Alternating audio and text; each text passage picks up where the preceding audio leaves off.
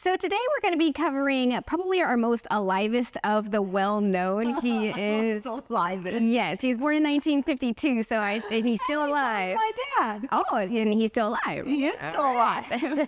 And today it's going to be Alex Grey. What is he well known for? He is well known for his psychedelic art, his art that he gets while in meditation, that he receives like the visions, and also the visions he gets while he's on LSD. Drugs. Yes, a That'll drug. do it. It is a drug-filled episode. No, we're not on them. Oh yes, I don't believe that we are. Caffeine, does that count? Yes, it is technically a drug. But here's the crazy thing. When he was 12, he did a science project about LSD, which I think is kind of crazy. However, it is. Yeah, he ends up doing it? Yes. How weird. Dare did not work for him.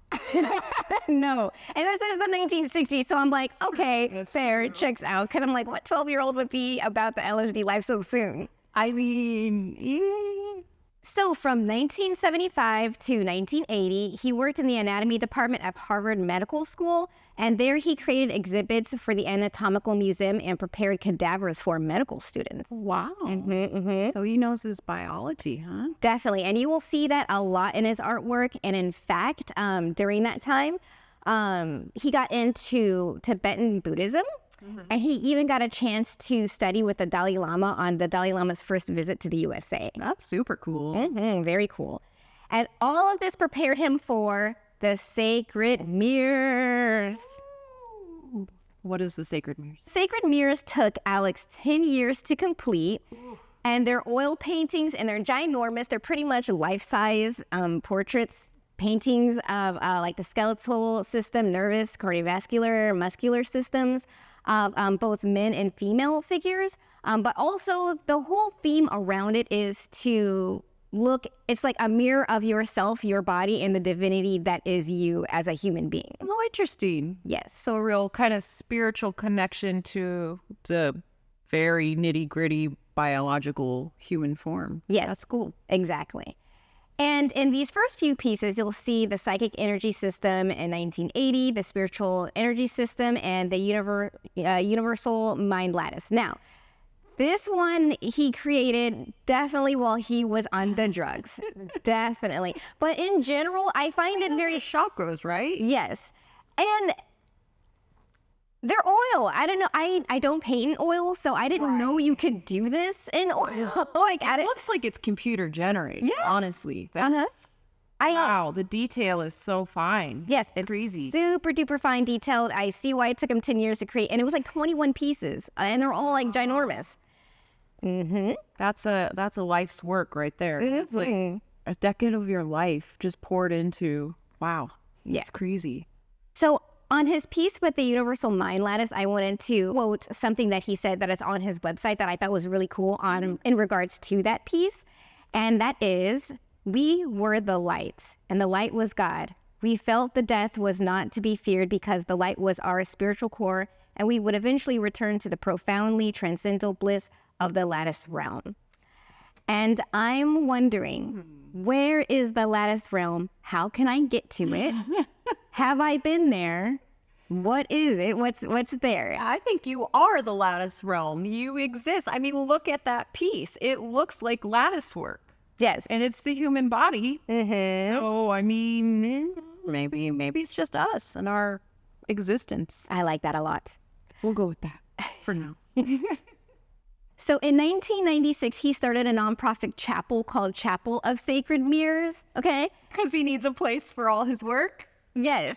And essentially, Brilliant. inside the chapel is an exhibit called the Entheon, which means a place to discover the creator within. And in this picture, you can see him and his lovely wife, Allison. And those are the pieces inside the chapel of the human beings, the skeletal system, the muscular, all of that, along with the spiritual. Yeah, he literally made a chapel for his artwork. That's pretty cool though, because it has such a like spiritual meaning to it.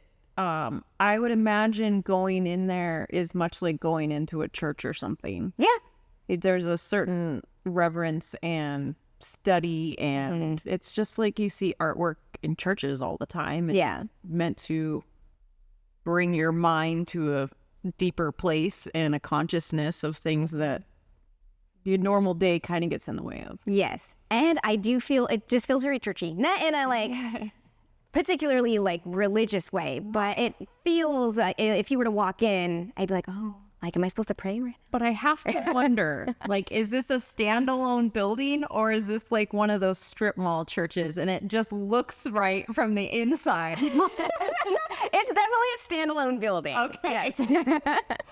So I don't know if you know anything about Tool. Did you listen to Tool much in the 90s, 2000s? I mean, if you're talking about this Tool. Wow. Nice. No. I had no idea. I was just going to ask you today on today's episode. Yeah. Okay. Well, there's your answer. Nice. I only know a few Tool songs, but the reason why I'm bringing up Tool is because you can't have Alex Gray and Tool and not talk about one another because they're very much linked. So album art in general used to be a thing. Like, It was a huge thing. remember how much time we would spend in Windows making sure we had our images in the folder so that the thumbnail was the album art, and like every time we ripped stuff because it didn't automatically happen. Yes. But this in particular is an experience. Mm-hmm. So I There it was is. so in love with this. Like, Nice. the disc, but then you take out your little thingy and it's translucent, but then you open it up and it's got players. Let's see. Oh, nice. That's Alex Gray's work right there. So look at you guys. You got a special sneak preview, past preview Yes. that you wouldn't get from a flat image on the computer. So there you go. Look at that. I mean, look at how much care and work and thought was put into that. Yes. Thank you so much for bringing that in. You're so welcome. I still had it. I don't know how it survived, but here we are. Nice. Good. So just another little tidbit that was the album Lateralis. Lateralis. And there's a particular song called Parabola. And that's where I had first saw, I was, 17, 18. And, all of the music videos are spooky and scary. Oh, yeah. But granted, I do love Sober. That's probably my favorite Tool song. Granted, I don't think it's from that album, but is it? I don't think so. But that particular music video had Alex Gray's work in it, and this is how Alex Gray got to be a lot more known in the public sphere was because of Tool. And since then, they've been working ever since then today. Well, Tool in general was really known for incorporating visual art into their entire existence, like way more than most other music artists. Yes.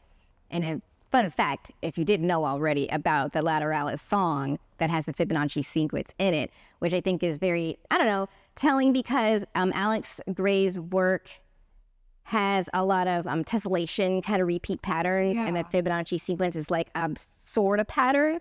So I don't know, I feel like it's all kind of ties in. It does totally tie in. I understand why they would choose him. Totally makes sense. Thank you for watching this clip of Spotlight with Purple Easel. We're art instructors at SoCal's largest paint sip studio. Check out purpleeaselplus.com to join the largest online paint and sip community. And you want to make sure to like, subscribe, follow, ring that bell, add to the conversation, comment below, and check out our full episodes at Purple Easel Spotlight. We'll see you soon.